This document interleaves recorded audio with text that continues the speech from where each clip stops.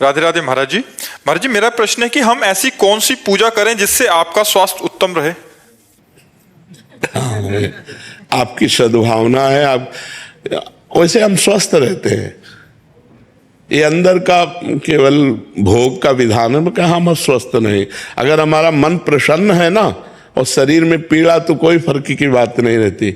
और अगर शरीर स्वस्थ है और मन पीड़ा में, डिप्रेशन में, तो पीड़ा ही पीड़ा है। हमारा मन प्रसन्न रहता है। आप सबके आशीर्वाद से, श्री जी की कृपा से हमारे मन की स्थिति लाडली जू में रहती, इसलिए हम हर समय प्रसन्न रहते हैं। आपसे हंस रहे हैं, आपसे बात कर रहे, भला कोई पीड़ा युक्त आदमी ऐसे बात करेगा? तो ये कृपा है। और हम चाहते हैं कि सब लोग भजन करो और ऐसी स्थिति प्राप्त करो कि बड़े से बड़े दुख को रौंद करके मुस्कुराते हुए निकल जाओ। भजन के द्वारा ये हो सकता है, रुपया के द्वारा नहीं हो सकता।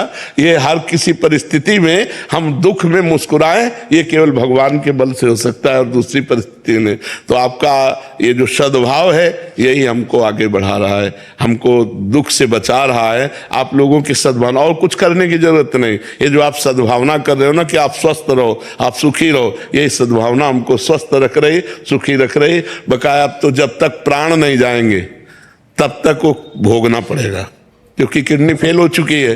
सब ब्रजवासियों का आशीर्वाद, संतों का आशीर्वाद, आप सबका प्यार ही हमको सुरक्षित किए हुए। चिंता मत करो, जब तक जिएंगे तो दहाड़ते रहेंगे, जब जाएंगे तो श्री जी के पास दहाड़ेंगे। महाराज जी, देहाभिमान की निवृत्ति कैसे हो? सदगुरु के चरण आश्रय से, किसी साधन से नहीं। क्योंकि जिस साधन का हम आश्रय लेते हैं उसमें कर्तृत्व भाव बना रहता है, उसमें अहम पुष्ट होता रहता है। और जब हम गुरु चरण आश्रित रहते हैं तो गुरुदेव भगवान की कृपा से 20 साल से मौन है। गुरुदेव भगवान की कृपा, उनकी आज्ञा पर रहने से अहंकार का नाश हो जाता है। जो गुरुदेव आचार्य के शरण में रहता है, उनकी आज्ञा के अनुसार साधन करता है, तो धीरे धीरे धीरे उसका देहाभिमान गलित हो जाता है। और वो ये देख पाता है कि मेरे द्वारा जो भी आचरण हो रहे हैं वो यंत्रवत भगवान करा रहे हैं, वो गुरुदेव करा रहे हैं, मेरी सामर्थ्य नहीं है। जो गुरुदेव की चरण पंकज पराग का, रज का सेवन करता है, वो बहुत बड़भागी, देहाभिमानी रहित हो जाता है। श्री गुरु पदनख मनिगन ज्योति, सुमिरत दिव्य दृष्टि ही होती। गुरुदेव भगवान की कृपा से देहाभिमान गलित हो जाता है।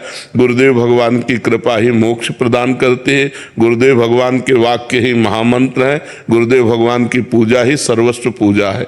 तो गुरुदेव की कृपा से ही देहाभिमान का नाश होता है। ये हमने खुद देखा। जब गुरुदेव भगवान ने दर्पण दिखाया कि तुम क्या हो, तब समझ में आया कि अरे नहीं, ये तो गुरुदेव की कृपा से हो सकता है कुछ। तो गुरु कृपा ही केवलम, गुरु कृपा से ही देहाभिमान का नाश होता है। महापुरुषों का संग करे, उनके आश्रित रहे, खूब डट के साधन करे, पर साधन गुरुदेव की कृपा से हो रहा है, ऐसा अनुभव करे तो देहाभिमान नष्ट हो जाता है।